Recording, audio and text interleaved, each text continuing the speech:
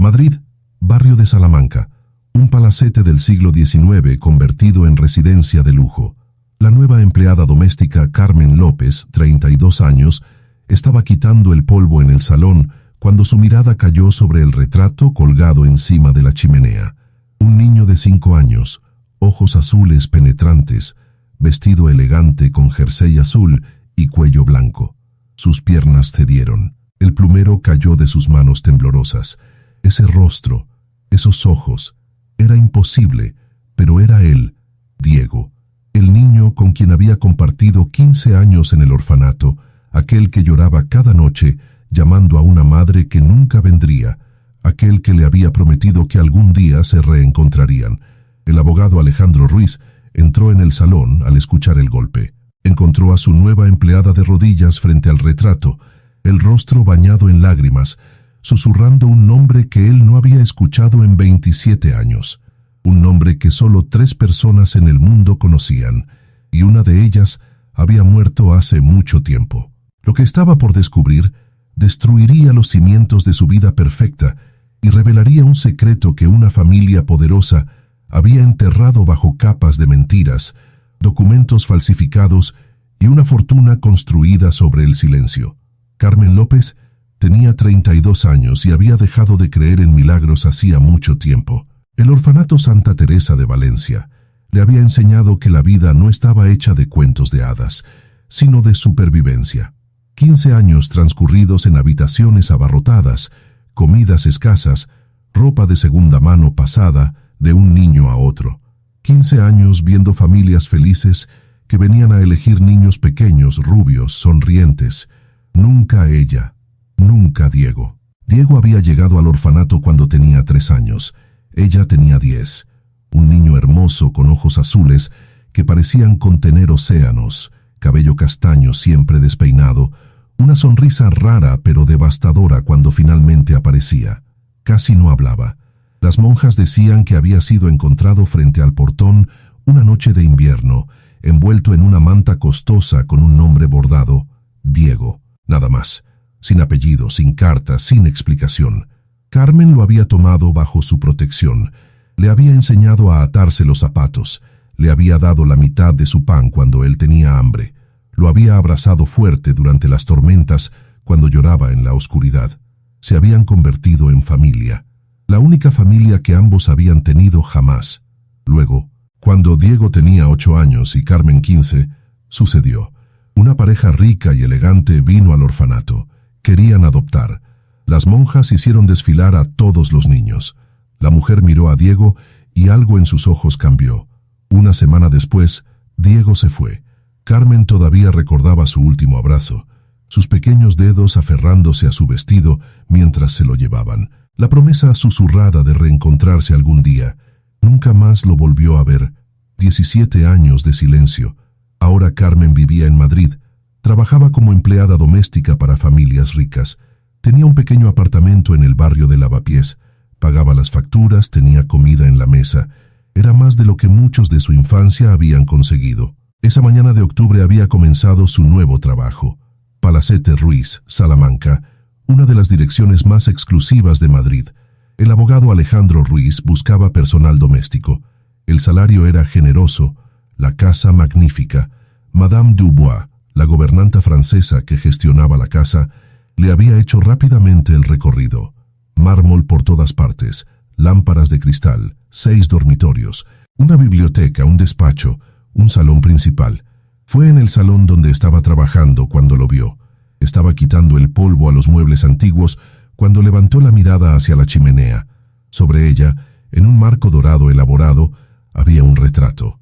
Un niño de unos 5 años, vestido elegantemente con un jersey azul y cuello blanco, cabello castaño peinado ordenadamente. Y esos ojos azules imposibles. El tiempo se detuvo. El plumero cayó de sus manos.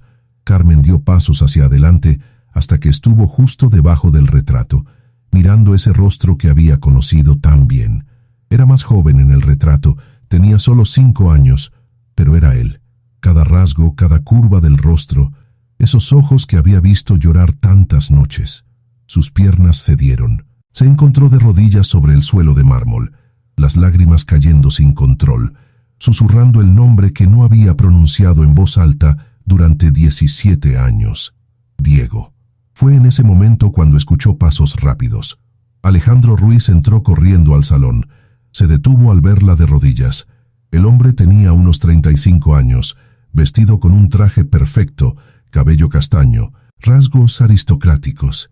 Y esos ojos, los mismos ojos azules del retrato. Alejandro miró a su nueva empleada de rodillas frente al retrato de su hijo muerto, y algo en su pecho se apretó dolorosamente. ¿Qué estaba pasando? ¿Por qué esa mujer lloraba mirando a Lucas? Carmen lo miró, luego miró de nuevo el retrato, luego de nuevo a él.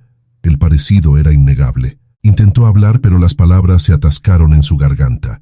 Finalmente logró susurrar ese nombre, Diego, pronunciado con tal dolor y reconocimiento que Alejandro sintió la sangre helarse.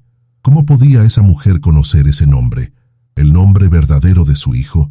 ¿El nombre escrito en la manta cuando lo encontraron de bebé? ¿El nombre que solo él y su esposa conocían porque habían cambiado todo cuando lo adoptaron?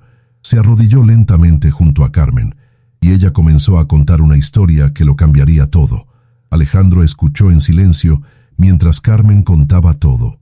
El orfanato Santa Teresa de Valencia. El niño llamado Diego que llegó a los 3 años. 15 años juntos, ella protegiéndolo.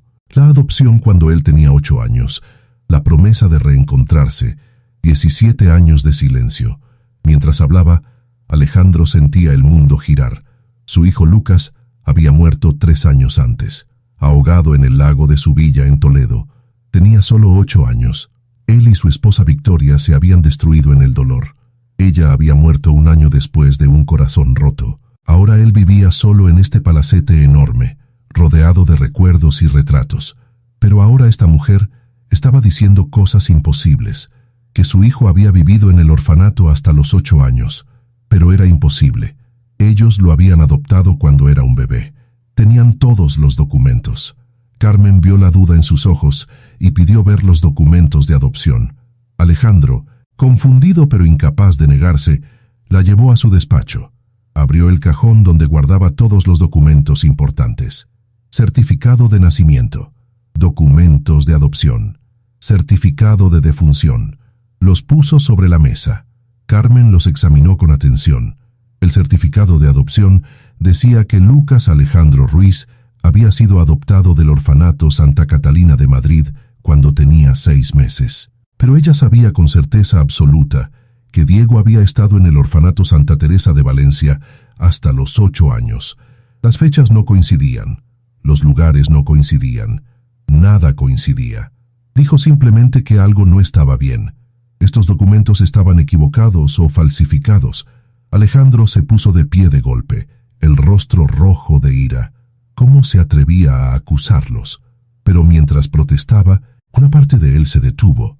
¿Por qué esa mujer conocía el nombre Diego? ¿Cómo podía saber ese detalle que ni siquiera sus padres conocían? Carmen permaneció calmada. No estaba acusándolos a ellos, pero alguien había mentido. Alguien había ocultado la verdad, y ella quería descubrir quién y por qué. Alejandro se dejó caer en la silla, repentinamente exhausto. Carmen sugirió volver al orfanato Santa Teresa, ver los registros, hablar con las monjas, descubrir qué había sucedido realmente cuando Diego fue adoptado. Alejandro miró los documentos sobre la mesa, luego el rostro decidido de Carmen. Algo dentro de él, algo que había enterrado con su hijo, despertó.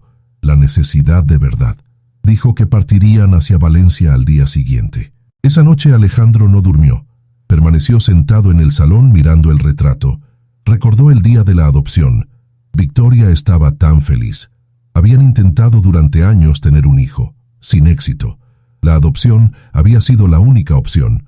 Había sido el padre de Victoria, el poderoso industrial Miguel Fernández, quien organizó todo. Tenía contactos, había dicho. Aceleraría el proceso. Y efectivamente, en solo 3 meses, habían tenido a Lucas. Alejandro no había hecho preguntas entonces. Había estado tan agradecido, tan feliz. Pero ahora comenzaba a preguntarse qué había hecho exactamente su suegro para acelerar el proceso. ¿Qué contactos había usado?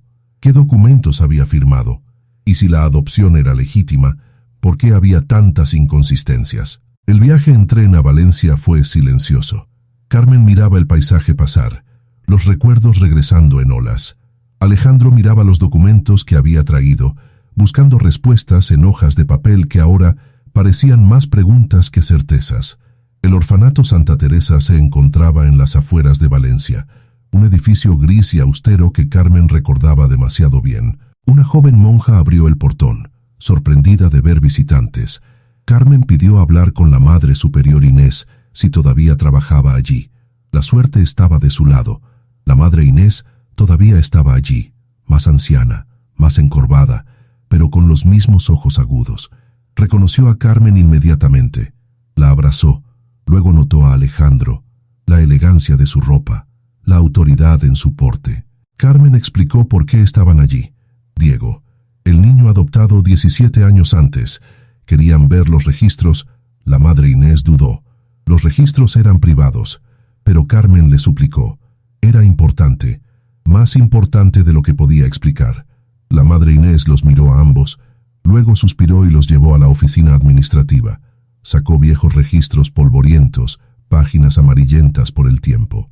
Buscó el año de la adopción, y allí en una escritura cuidadosa encontraron el nombre. Diego, edad 8 años, adoptado por familia Ruiz. Documentación proporcionada por el abogado García de Madrid. Alejandro sintió la sangre helarse. Abogado García. Lo conocía. Había sido el brazo derecho legal de su suegro durante 30 años. Se ocupaba de todos los asuntos delicados de la familia. Había muerto 5 años antes, poco después de Victoria. Muy conveniente. La Madre Inés continuó leyendo. Había notas adjuntas. El niño había sido declarado adoptable. La pareja Ruiz había proporcionado toda la documentación necesaria. Todo parecía en orden, excepto una pequeña nota escrita al margen, casi ilegible. Solicitud urgente. Documentación acelerada por orden superior. Pago extra recibido. Pago extra. Alejandro cerró los ojos. Su suegro había comprado a su hijo. No había sido una adopción legal. Había sido una venta. Probablemente habían falsificado los documentos para hacerlo parecer más joven, para ocultar sus años en el orfanato, para borrar completamente su historia pasada. Carmen vio el dolor en su rostro y puso delicadamente una mano en su brazo. No era su culpa. Él no sabía, pero ahora conocían la verdad. Diego había sido arrancado de su vida verdadera y entregado a una familia que probablemente lo amaba, pero que lo había obtenido a través de medios ilegales. Alejandro miró a la Madre Inés. Había otra pregunta que debía hacer, una pregunta que lo aterrorizaba.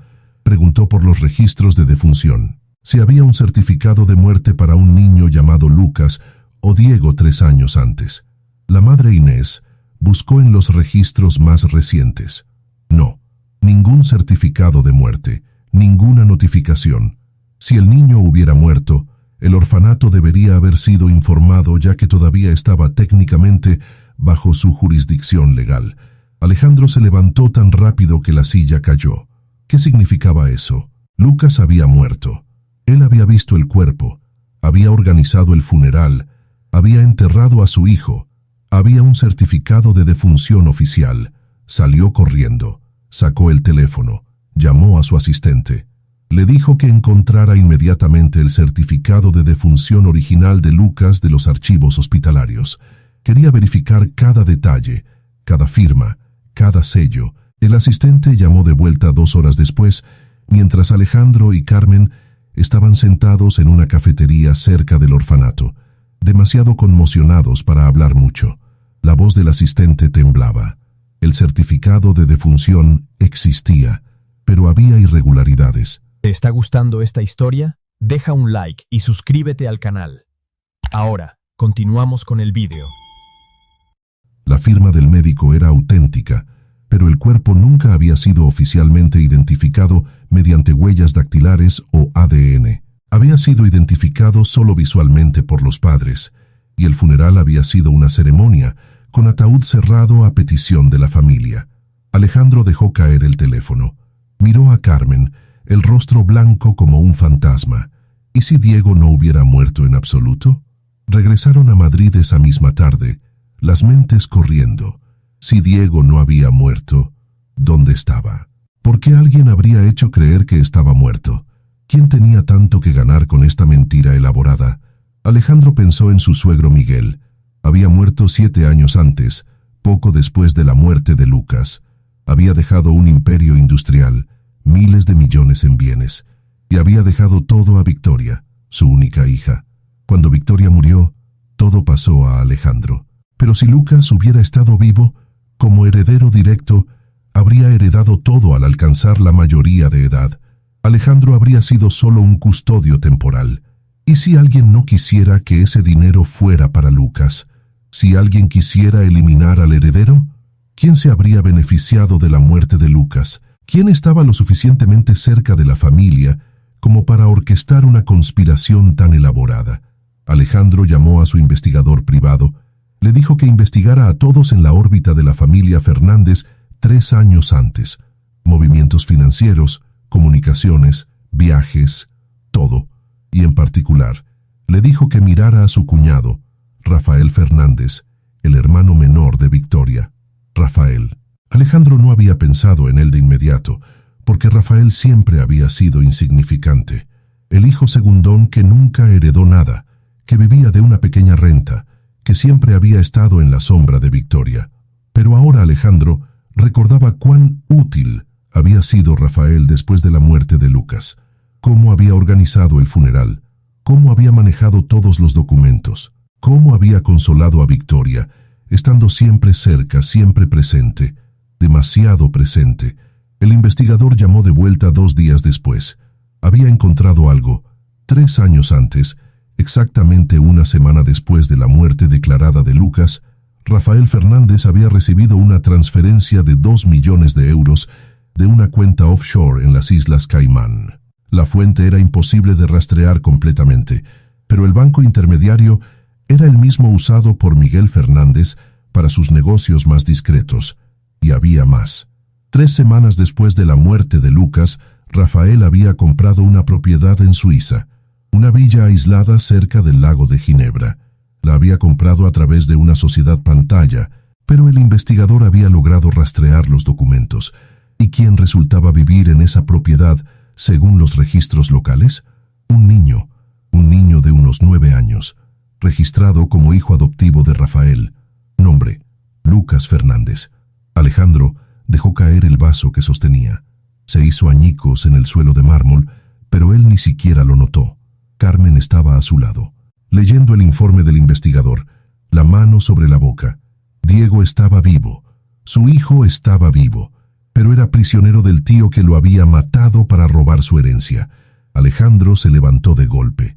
Debían ir a Suiza, inmediatamente, pero Carmen lo detuvo. Si iban allí directamente, Rafael podría desaparecer con Diego. Podría hacerle daño. Debían pensar, planificar. Alejandro sabía que tenía razón, pero cada fibra de su ser gritaba por correr hacia su hijo. 3 años. 3 años en los que había llorado sobre una tumba vacía mientras su hijo estaba vivo, probablemente asustado, probablemente preguntándose por qué su padre no venía a salvarlo. Carmen prometió que traerían a Diego a casa, pero debían ser inteligentes. Rafael era peligroso. Ya había demostrado ser capaz de secuestro y falsificación de muerte. Dijo que necesitaban pruebas concretas antes de ir a la policía. Necesitaban a alguien que fuera a Suiza, viera a Lucas con sus propios ojos, descubriera exactamente la situación. Alejandro dijo que enviaría al investigador, pero Carmen negó con la cabeza. Un investigador profesional sería notado en un pequeño pueblo suizo. Necesitaban a alguien que pudiera pasar desapercibido, alguien que Rafael no conociera. Ella iría. Podía presentarse como turista, alquilar una casa cerca, observar, esperar la oportunidad correcta. Y cuando la encontrara, hablaría con Diego, le recordaría quién era, le diría que venían a rescatarlo. Alejandro quiso protestar. Era peligroso, pero Carmen sonrió tristemente. Diego había sido su hermano durante 5 años antes de ser hijo de Alejandro. Ella lo había protegido cuando era pequeño. Era tiempo de protegerlo de nuevo. Carmen partió hacia Suiza 3 días después. Alejandro Le había dado dinero, documentos, todo lo que pudiera necesitar, y un teléfono móvil cifrado para comunicaciones seguras. El pueblo cerca del lago de Ginebra era pintoresco y tranquilo. Carmen alquiló una pequeña casa a unos cientos de metros de la propiedad de Rafael. La villa era grande, rodeada por un muro alto, con portones eléctricos, pero podía ver el jardín desde ciertos ángulos y a veces veía a un niño jugar afuera. Su corazón se rompió la primera vez que lo vio claramente. Era Diego, más alto, más grande, casi 11 años ahora, pero esos ojos azules eran inconfundibles. Estaba delgado, demasiado delgado. Se movía lentamente como si estuviera cansado o enfermo, y había algo en sus ojos, una tristeza que no debería estar en un niño. Carmen pasó días observando la rutina. Rafael dejaba la villa cada mañana a las 8, conducía a la ciudad, regresaba tarde por la noche. Había una gobernanta anciana que cuidaba de Diego durante el día. Parecía amable pero distante. El cuarto día, Carmen vio su oportunidad. La gobernanta salió para ir al mercado, dejando a Diego solo en el jardín durante media hora. Carmen esperó 5 minutos, luego se acercó al muro. Llamó suavemente su nombre. Diego. El niño se giró bruscamente, mirando alrededor confundido. Carmen llamó de nuevo, esta vez un poco más fuerte. Diego se acercó al muro, mirando hacia arriba buscando la fuente de la voz. Carmen se puso en un punto, donde él podía verla a través de las barras del portón. Le preguntó si la recordaba. Carmen, del orfanato, ella que le daba la mitad de su pan, ella que lo abrazaba durante las tormentas. Diego la miró durante largo tiempo en silencio. Luego algo en sus ojos cambió. Un reconocimiento, un recuerdo emergiendo. Susurró su nombre. Carmen. Carmen sintió las lágrimas caer. Dijo que había venido a llevarlo a casa, a su verdadero hogar, con su verdadero padre que lo amaba y lo había buscado. Pero Diego negó con la cabeza. No podía. El tío Rafael decía que su padre había muerto en el accidente junto con su madre, que él era el único que lo cuidaba ahora, que si intentaba escapar, cosas malas sucederían. Carmen sintió la ira subir, pero permaneció calmada. Dijo suavemente que Rafael le había mentido. Su padre estaba vivo, lo amaba desesperadamente, había llorado durante 3 años creyéndolo muerto. Pero Diego parecía tan asustado, tan confundido. Ella dijo que entendía. No debía escapar ahora, pero debía creer que ella volvería con su padre y lo sacarían de allí legalmente, con seguridad. Diego dudó, luego asintió lentamente. Había esperanza en sus ojos por primera vez, pero entonces escucharon un ruido, un coche en el camino de entrada. Rafael había regresado temprano. Diego se alejó rápidamente del muro. Volvió a jugar como si nada. Carmen se escondió detrás de los árboles, el corazón latiendo fuerte. Esa noche llamó a Alejandro y le contó todo. Diego estaba allí, estaba vivo, pero estaba asustado y manipulado. Debían actuar rápido pero con cuidado. Alejandro dijo que ya estaba trabajando con la Policía Internacional. Tenía las pruebas, las transferencias de dinero, los documentos falsificados. Estaban preparando una orden de arresto para Rafael, pero tomaría algunos días coordinar todo entre España y Suiza. Carmen dijo que se quedaría allí, seguiría vigilando a Diego. Alejandro le dijo que tuviera cuidado, y le dijo algo que nunca había dicho a nadie excepto a su esposa. Gracias. Gracias por haber amado a su hijo cuando él ni siquiera sabía que existía como Diego. Gracias por no haberlo olvidado. Gracias por traerlo a casa. La operación tuvo lugar una semana después. La policía suiza, coordinada con la española, llegó a la villa a las 6 de la mañana. Carmen estaba allí, con Alejandro, con el investigador, con abogados y trabajadores sociales. Rafael fue arrestado mientras intentaba salir por el portón trasero con una maleta llena de efectivo y documentos. Encontraron a Diego en su habitación, sentado en la cama, los ojos muy abiertos. Estaba asustado por la irrupción, confundido por todas las personas. Pero entonces vio a Alejandro, y algo en sus ojos cambió. Lo miró durante largo tiempo, estudiando su rostro, y entonces susurró esa palabra. «Papá». Alejandro cruzó la habitación, se arrodilló frente a su hijo, tomó su rostro entre las manos, le dijo que sí, era papá, y sentía tanto, tanto no haber estado allí, no haberlo protegido, pero ahora estaba allí, y nunca más lo dejaría ir. Diego se lanzó a los brazos de su padre, finalmente llorando, años de dolor y confusión saliendo en sollozos. Alejandro lo abrazó fuerte, llorando también, haciendo promesas que esta vez cumpliría. Carmen los miraba desde la puerta, las lágrimas cayendo pero con una sonrisa en el rostro. Diego estaba en casa, finalmente. Los meses siguientes fueron complejos. Rafael fue acusado de secuestro, falsificación de documentos, fraude. Fue condenado a 25 años de prisión. Los bienes robados fueron devueltos. La historia fue noticia en toda España, un escándalo que involucró a una de las familias más ricas del país. Pero para Alejandro y Diego, lo que importaba era reconstruir. Diego necesitaba terapia para procesar todo. Necesitaba tiempo para recordar quién era realmente, para aceptar que su padre lo amaba, que estaba a salvo ahora. ¿Y Carmen? Alejandro le ofreció mucho más que un trabajo como empleada doméstica. Le ofreció un lugar en su familia, una habitación en la villa, un papel como parte de la familia. Había sido la hermana de Diego cuando nadie más lo era. Había sido quien lo trajo de vuelta a casa. Merecía ser parte de sus vidas. Carmen aceptó. Por primera vez en su vida, tenía una familia verdadera. 2 años después, Alejandro, Diego y Carmen estaban en el salón del Palacete Ruiz. Sobre la chimenea, junto al retrato de Diego niño, ahora había un nuevo retrato. Diego a 13 años, sonriente, feliz, con Alejandro a un lado y Carmen al otro. Una familia reconstruida de piezas rotas, pero fuerte y verdadera. Diego iba a la escuela, tenía amigos, reía de nuevo. A veces todavía tenía pesadillas, pero cada vez se despertaba en una casa donde era amado, donde estaba a salvo, y eso hacía la diferencia. Alejandro había aprendido que la familia no era solo sangre o documentos legales, era amor, protección, presencia. Era Carmen que nunca había olvidado. Era Diego que había sobrevivido y perdonado. Era él que había encontrado el valor de enfrentar la verdad.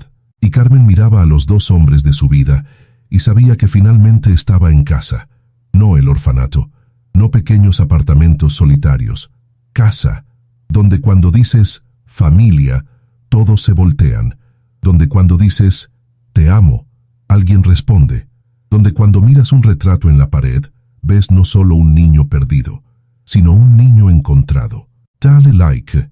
Si crees en el poder de la memoria y el amor que supera los años, comenta si también piensas que la verdadera familia no es la de la sangre, sino la del corazón. Comparte esta historia para recordar que nunca es demasiado tarde para traer a casa a quien amas. Suscríbete para más historias que demuestran que la justicia, aunque tarde, siempre llega. A veces la vida nos separa de las personas que amamos. A veces pensamos que las hemos perdido para siempre. Pero hay momentos en que el destino, o quizás solo el amor obstinado de quien nunca deja de buscar, vuelve a poner todo en su lugar. Carmen no había olvidado a Diego. Alejandro no había dejado de amar a su hijo, incluso cuando creía que estaba muerto. Y Diego había seguido esperando incluso cuando parecía no haber esperanza. Esta es la fuerza de la familia verdadera, no la que está escrita en documentos o decidida por tribunales, sino la que está escrita en los corazones de quienes se niegan a olvidar, a rendirse, a dejar de luchar, y cuando finalmente se reencuentran, cuando todas las piezas encajan de nuevo, no hay retrato lo suficientemente grande para contener toda esa felicidad.